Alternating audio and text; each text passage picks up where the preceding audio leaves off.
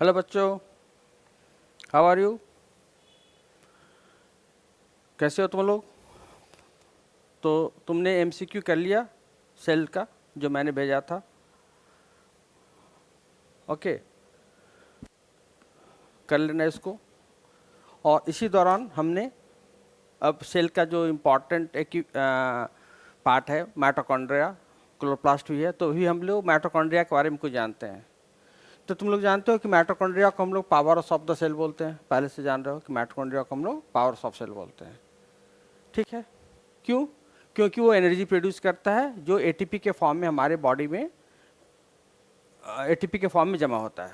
ठीक है, तो देखो सबसे पहले माइटोकॉन्ड्रिया का बेसिक स्ट्रक्चर क्या है। तो माइटोकॉन्ड्रिया में यहाँ पे ये डबल मेम्ब्रेन ऑर्गेनल्स है, मतलब इसमें दो मेम्ब्रेन होता है। This is the outer membrane and this one is the inner membrane. तो mitochondria is a double membrane bond organelles. First point क्या हो गया? डबल मेम्ब्रेन बाउंड ऑर्गेनल्स है जो कि यूकैरियोटिक सेल्स में पाया जाएगा। प्रोकैरियोटिक सेल्स में माइटोकॉन्ड्रिया एब्सेंट होगा। ठीक है, इसलिए क्या लिखा है यहाँ पे? यूकैरियोटिक ऑर्गेनल्स है। तो फर्स्ट क्या हो गया कि इसमें दो मेम्ब्रेन हो गया। दो मेम्ब्रेन होने के चलते इसमें दो स्पेस क्रिएट हुआ। एक सपोज करो दिस वन, ऐसे हम एक रफ ले लेते हैं। एक आउटर मेम्ब्रेन हो गया ये वाली, and this is the inner membrane जो इनफोल्डिंग होता है फिंगर लाइक स्ट्रक्चर्स में, जिसे हम लोग बोलते हैं क्रिस्टी। देखो ये वाली, this is the outer membrane. O M means outer membrane, short में लिख देता हूँ आउटर मेम्ब्रेन को एम एंड इनर मेम्ब्रेन को आई एम। ठीक है, इनर मेम्ब्रेन फोल्डेड है फिंगर लाइक प्रोसेस में। देखो इस तरह से, इसको क्या देंगे? Cristae. This one is the cristae. तो इनर मेम्ब्रेन का फोल्डिंग हो जाएगा, इसको हम लोग बोलते हैं क्रिस्टी, जो सरफेस एरिया को इंक्रीज करता है। तो पहला पॉइंट हो गया कि डबल मेम्ब्रेन है, टू मेम्ब्रेन है। दूसरा पॉइंट हो गया कि इसमें दो स्पेस क्रिएट हुआ। एक आउटर मेम्ब्रेन ये वाली, जो ब्लैक कलर से मैं लिख रहा हूँ आउटर मेम्ब्रेन ये वाली, और ये इनर मेम्ब्रेन ये वाली, इसके बीच में स्पेस क्रिएट हुआ ये वाली, मीन्स दिस स्पेस। इसको हम लोग क्या बोल देते हैं? इंटर मेम्ब्रेन स्पेस या आउटर चैम्बर। तो यहाँ पर दो चैम्बर बना, मतलब आउटर मेम्ब्रेन और इनर मेम्ब्रेन के बीच में जो स्पेस हुआ इसको हम लोग बोल देंगे inter membrane space, inter membrane space या आउटर चैम्बर। Outer chamber. एक स्पेस क्रिएट हो रहा है तुम्हारा इसके अंदर, इस वन यहाँ पे, ये हो जाएगा ये वाली inter membrane space outer chamber, this one. और एक इनर मेम्ब्रेन के अंदर जो स्पेस क्रिएट होगा इसको हम लोग बोल देते हैं माइटोकॉन्ड्रियल मैट्रिक्स या इनर चैम्बर, या इनर चैम्बर, इनर चैम्बर। तो माइटोकॉन्ड्रिया में दो मेम्ब्रेन है, आउटर मेम्ब्रेन, इनर मेम्ब्रेन। और आउटर मेम्ब्रेन और इनर मेम्ब्रेन के बीच जो स्पेस है, इस स्पेस को हम लोग तीन नाम से जानते हैं। पहला, फर्स्ट नेम इंटरमेम्ब्रेन स्पेस, जो तुमको सेलुलर एक्सप्रेशन में पढ़ना है, इंटरमेम्ब्रेन स्पेस का उन्होंने यहाँ वहाँ पे वर्ड यूज हुआ है। Second outer chamber, and third हो जाता है पेरी माइटोकॉन्ड्रियल स्पेस। ठीक है, तो ये दो स्पेस का हम लोग ज़्यादा कॉमनली यूज़ करते हैं। तो इंटरमेम्ब्रेन स्पेस आउटर चैम्बर हो गया, तो एक मेम्ब्रेन बाहर वाला हो गया और एक मेम्ब्रेन अंदर वाला हो गया। इसके चलते दो चैम्बर बना, आउटर मेम्ब्रेन और इनर मेम्ब्रेन के बीच का चैम्बर, जिसे हम लोग बोल देते हैं inter membrane space outer chamber. और एक चैम्बर बन के अंदर में ये वाली, जिसको हम लोग क्या बोल देंगे? माइटोकॉन्ड्रियल मैट्रिक्स या इनर चैम्बर। इसी माइटोकॉन्ड्रियल मैट्रिक्स में क्रेब्स साइकिल का एंजाइम होगा। हम जानते हैं कि mitochondria is the site of cellular respiration. तो माइटोकॉन्ड्रिया के अंदर दो इंपॉर्टेंट प्रोसेस है, एक क्रेब्स साइकिल है, दूसरा इलेक्ट्रॉन ट्रांसपोर्ट चेन, जिसके थ्रू एनर्जी जनरेट होता है। ठीक है, तो all enzymes of Krebs cycle are found in the mitochondrial matrix, except एक एंजाइम नहीं होता है जिसका नाम है सक्सिनेट डिहाइड्रोजनेज, जिसको भी हम लोग लिखेंगे। ठीक है, तो चलो ये हो गई बात। इसके अलावा क्या है कि माइटोकॉन्ड्रियल मैट्रिक्स में क्या क्या है? देखो माइटोकॉन्ड्रियल मैट्रिक्स में डीएनए भी है, माइटोकॉन्ड्रियल डीएनए भी है। This one is the mitochondrial DNA, जो ये दिखा रहा है वाला, दिस वन, ये माइटोकॉन्ड्रियल डीएनए, जिसको हम लोग शॉर्ट में बोल देते हैं एमटी डीएनए। इसके अलावा मैट्रिक्स में क्या है? मैट्रिक्स में जो इस तरह का जो ग्रीन पार्टिकल्स यहाँ पे दिख रहे हैं तुम्हें, this one is the ribosomes. तो मैट्रिक्स में क्या क्या हो गया बताओ? मैट्रिक्स में हो गया माइटोकॉन्ड्रियल मैट्रिक्स। तो फिर से देख लो, माइटोकॉन्ड्रिया में क्या 2 मेम्ब्रेन है। Mitochondria has 2 membrane and 2 chamber. First chamber is the chamber in between the outer membrane and inner membrane, that is known as the outer chamber, and the space inside the inner chamber is known as mitochondrial matrix. ठीक है, इसके अलावा क्या होता है mitochondrial matrix में? Mitochondrial DNA है, ribosome है, माइटोकॉन्ड्रिया देखो क्या है तुम्हारा, माइटोकॉन्ड्रिया क्या है? मेम्ब्रेन बाउंड ऑर्गेनल्स है, जो कि यूकैरियोटिक सेल्स में पाया जाएगा। लेकिन इस यूकैरियोटिक सेल्स के अंदर जो राइबोसोम है वो क्या है? 70S टाइप है, जो किसके टाइप का होता है? बैक्टीरिया टाइप का। इसके लिए एक अलग थ्योरी दिया गया कि 70S राइबोसोम है। तो माइटोकॉन्ड्रिया के ओरिजिन के बारे में एक थ्योरी दिया गया है जिसको हम लोग बोलते हैं एंडोसिम्बायोट थ्योरी, मार्गुलिस ने दिया था। वो क्या, वो हम लोग बाद में देखेंगे, ठीक है। और ये माइटोकॉन्ड्रियल डीएनए और के चलते माइटोकॉन्ड्रिया क्या है, इस प्रॉपर्टी के चलते माइटोकॉन्ड्रिया सेमी ऑटोनोमस ऑर्गेनल्स है, सेमी ऑटोनोमस ऑर्गेनल्स है। हम लोग ये जानते हैं कि डीएनए की मदद से क्या बनता है? प्रोटीन बनता है। तो ये जो डीएनए है यहाँ पे माइटोकॉन्ड्रिया का कुछ प्रोटीन जो माइटोकॉन्ड्रिया के इंजाइम के रूप में काम करेगा, जैसे क्रेब्स साइकिल के लिए इंजाइम चाहिए, इलेक्ट्रॉन ट्रांसपोर्ट चेन के लिए इंजाइम चाहिए, तो वो इंजाइम खुद माइटोकॉन्ड्रिया अपना बनाता है और बाकी और रेस्ट ऑफ द एंजाइम के लिए वो न्यूक्लियर डीएनए पे डिपेंड करता है। इसीलिए इसको बोलते हैं सेमी ऑटोनोमस, मतलब वो फुल्ली इंडिपेंडेंट नहीं है, हाफ इंडिपेंडेंट है, मतलब आधा एक्सपेंडिचर है, खर्च वो खुद बियर कर रहा है और हाफ के लिए डिपेंड कर रहा है न्यूक्लियस पे। ओके, तो ये हो गया तुम्हारा दिस वन। तो माइटोकॉन्ड्रिया को हम लोग क्या बोलते हैं? सेमी ऑटोनोमस ऑर्गन्स बोलते हैं। फाइन, अब हम लोग देखते हैं, फिर से वापस जा रहा है इस पेज पे। देखो यहाँ पे और कुछ भी है, यहाँ पे फिगर में दिखा है, यहाँ पे कुछ स्टैंडर्ड पार्टिकल्स होता है इस तरह का माइटोकॉन्ड्रिया के अंदर, इनर मेम्ब्रेन से ऐसा ऐसा लगा रहता है स्टैंडर्ड पार्टिकल्स। हमको कलर यहाँ चेंज कर देता हूँ मैं, ठीक है, ये वाली स्टैंडर्ड पार्टिकल्स या स्टॉक पार्टिकल्स, स्टॉक्ड पार्टिकल्स, जिसको हम लोग एलिमेंट्री पार्टिकल्स बोलते हैं, एलिमेंट्री पार्टिकल्स या F0, FG, F1 यूनिट भी बोलते हैं इसको। तो माइटोकॉन्ड्रिया के अंदर जो एटीपी बनता है, वो एटीपी का फॉर्मेशन कहाँ होता है? इसी पार्टिकल्स के इस हेड यूनिट पे, F1 यूनिट पे।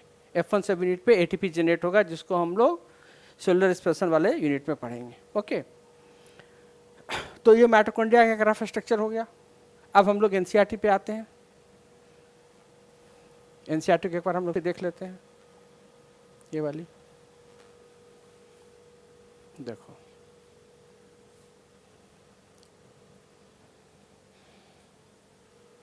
Mitochondria singular mitochondrion, unless specially stand, जब तक इसको हम लोग स्टेंड नहीं करेंगे प्रॉपरली तब तक हमें वो क्लियरली विजिबल नहीं होगा माइक्रोस्कोप में। तो किस केमिकल से स्टेंड करते हैं? जेनस ग्रीन, एक केमिकल होता है, इसे हम लोग बोलते हैं जेनस ग्रीन, तो उससे हम लोग स्टेंड करते हैं।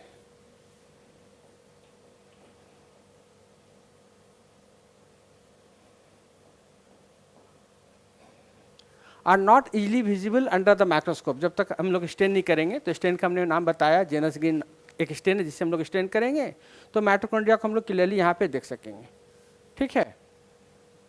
Are not easily visible under the microscope, the number of mitochondria per cell is variable depending on the physiological activity of the sales.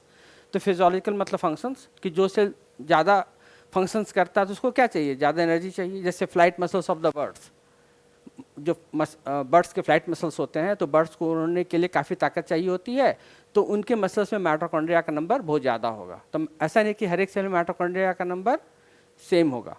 जो सेल कम फिजियोलॉजिकली एक्टिव है, मतलब जिस सेल को कम काम करना पड़ रहा है, उसमें माइटोकॉन्ड्रिया कम होगा। क्यों? क्योंकि माइटोकॉन्ड्रिया ही पावर जनरेट कर रहा है। जिस सेल को ज़्यादा काम करना पड़ रहा है उसको ज़्यादा पावर मीन्स एनर्जी चाहिए। तो एनर्जी कहाँ प्रोड्यूस हो रहा है? माइटोकॉन्ड्रिया के अंदर। किसके थ्रू? एरोबिक रेस्पिरेशन के थ्रू, ठीक है, समझ गए वर्ड, इसका मतलब तुम लोग. In the term of shape and size also considerable degree of variability is also observe. Typically it is sausage shaped और cylindrical, having a dia of 0.2 to 1 micrometer, average 0.5 micrometer, and the length is this one. Each mitochondria, हमने बता दिया पहले ही कि each mitochondria is a double membrane bound organelles. हर एक mitochondria जो है इसमें दो membrane होता है, outer membrane और inner membrane. outer membrane और inner membrane, देखो this one, outer membrane और inner membranes.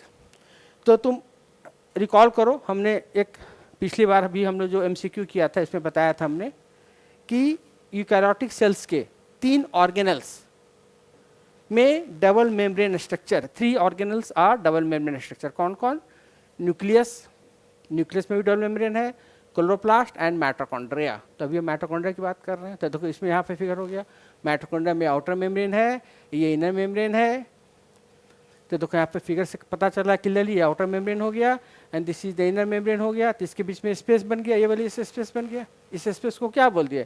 Inter membrane space, जो अभी हमने जस्ट डिस्कस किया है. इंटर मेम्ब्रेन स्पेस या आउटर चैम्बर या पेरीमाइटोकॉन्ड्रियल स्पेस. हम लोग ज़्यादा वर्ड यही यूज़ करते हैं, इंटर मेम्ब्रेन स्पेस या आउटर चैम्बर या पेरीमाइटोकॉन्ड्रियल स्पेस कम यूज़ करते हैं. ये पहला स्पेस हो गया, ये वाली आउटर चैम्बर. दूसरा होता है इनर मेम्ब्रेन के अंदर जो स्पेस है, ये वाली, इसको हम लोग बोल देते हैं माइटोकॉन्ड्रियल मैट्रिक्स या इनर चैम्बर.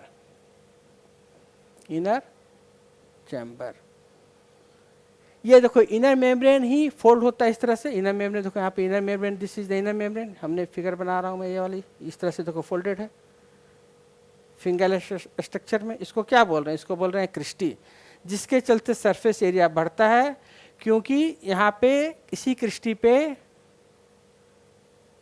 इंजाइम होता है किसका? इलेक्ट्रॉन ट्रांसपोर्ट चेन का. इलेक्ट्रॉन ट्रांसपोर्ट चेन का इंजाइम्स, जिसके थ्रू एटीपी बनेगा इलेक्ट्रॉन ट्रांसपोर्ट चेन के दौरान. तो उसका इंजाइम्स कहाँ पाया जाता है? क्रिस्टी में, मतलब इनर मेम्ब्रेन में. और ये जो माइटोकॉन्ड्रियल मैट्रिक्स है, इसमें किसका इंजाइम पाया जाएगा? क्रेब्स साइकिल का. Enzymes of Krebs cycle. कहाँ पे? मैट्रिक्स में. तो मैट्रिक्स में क्या पाया जाएगा? Enzymes of the Krebs cycle. Mitochondrial, empty means mitochondrial matrix, enzyme of Krebs cycle.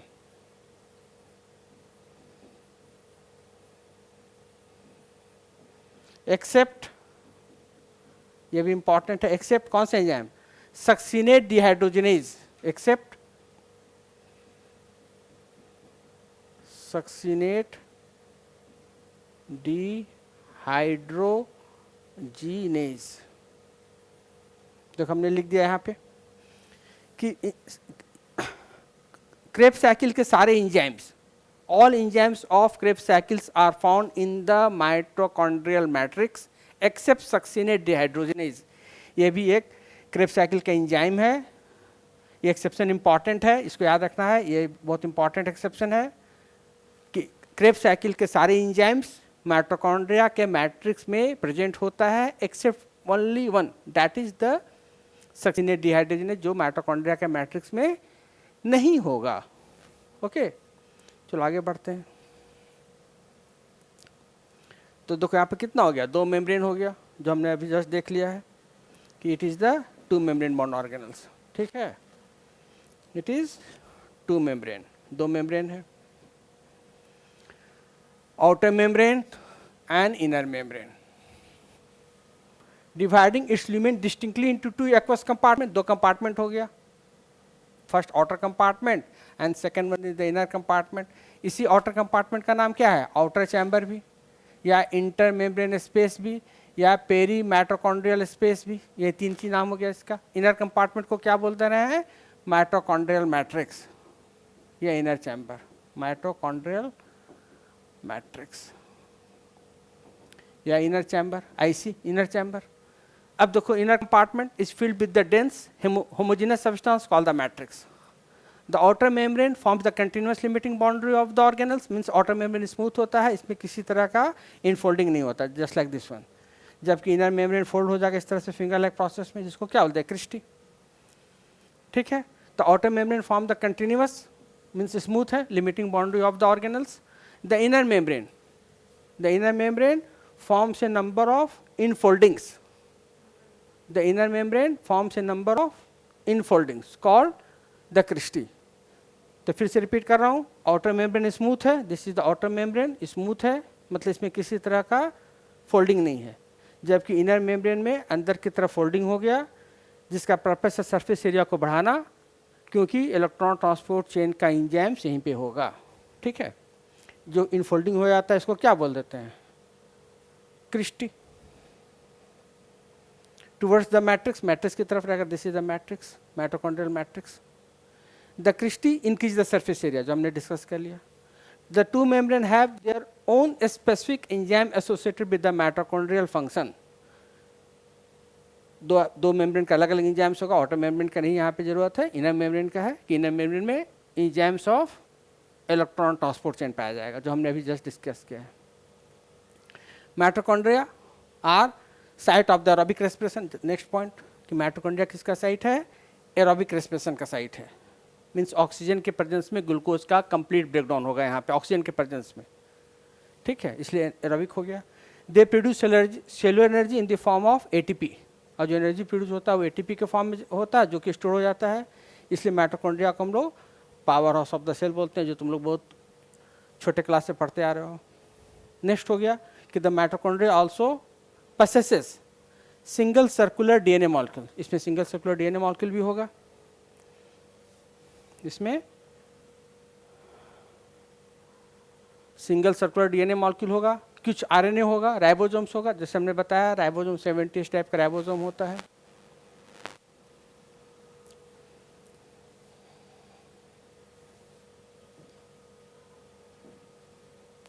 देखो तो डीएनए में क्या है, सिंगल सर्कुलर डीएनए मॉलिक्यूल है।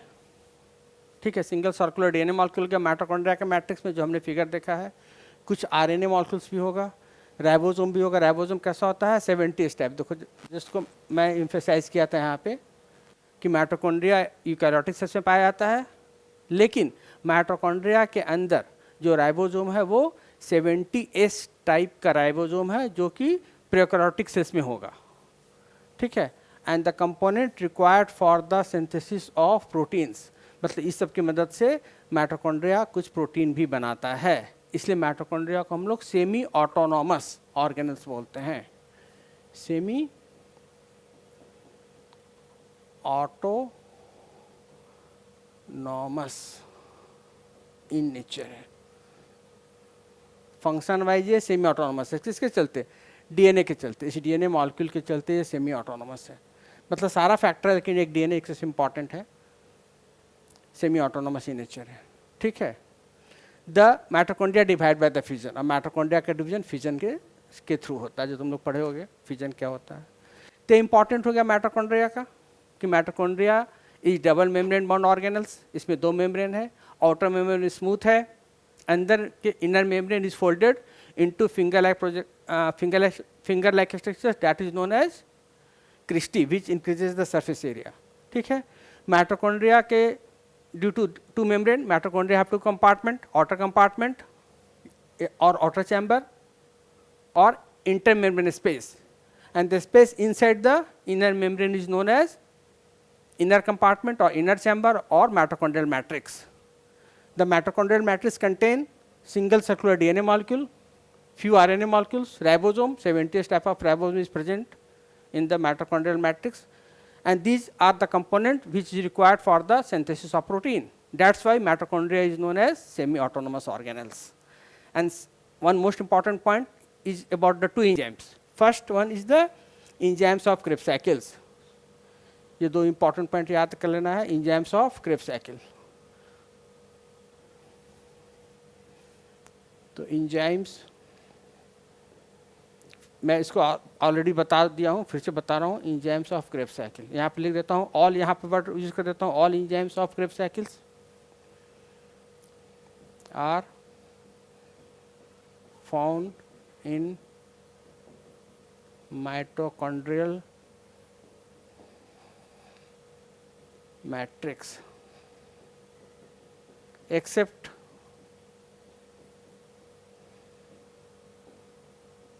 succinate dehydrogenase, ये इंपॉर्टेंट है, this is the very very important point. And enzymes of ETC, enzymes of ETC, ETC का enzymes कहाँ होगा?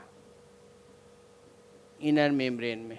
ETC मीन्स हो गया इलेक्ट्रॉन ट्रांसपोर्ट चेन का enzymes हो जाएगा इनर मेम्ब्रेन में, या हम क्रिस्टी भी बोल सकते हैं, इसको कोई प्रॉब्लम नहीं, बोथ आर सेम. तो ये हमने आज कुछ माइटोकॉन्ड्रिया के स्ट्रक्चर एंड इसका डिटेल कुछ देखा, कुछ फंक्शंस को भी को रिलेट किया रेस्पिरेशन से. चलो हमने ये आज कुछ समझ लिया. अगले क्लास में मैं और कुछ वीडियो बनाऊंगा प्लास्टिक वगैरह पे, न्यूक्लियस पे, तो फिर डालूंगा. ओके, तब तक तुम इसको रिकॉल करना, याद करना कि क्या क्या इंपॉर्टेंट पॉइंट्स हमने बताया है. और ये सारे क्वेश्चंस तुम्हारा MCQ में दिया हुआ भी है, तो MCQ सॉल्व करोगे तो बहुत सारे क्वेश्चंस इससे माइटोकॉन्ड्रिया से रिलेटेड तुम्हारे सॉल्व हो जाएंगे. Most all the questions you will be able to solve all the question if you go through the mitochondria revision crash course. crash course क्या फुल कोर्स हो गया ये माइटोकॉन्ड्रिया का, और MCQ करोगे तो माइटोकॉन्ड्रिया का सारा MCQ बन जाएगा. जस्ट तुम टॉपिक वाइज नीट का प्रीवियस ईयर्स का पेपर उठाना, देखना कि माइटोकॉन्ड्रिया से जो क्वेश्चन है हमने जितना बताया है इससे बाहर नहीं मिलेगा तुम्हें. सारा तुम्हारा नीट का प्रीवियस ईयर्स PYQ जो माइटोकॉन्ड्रिया से पूछा है वो सारा तुम्हारा इसमें कवर है. ओके, ठीक है, चलो बच्चों, सी यू अगेन.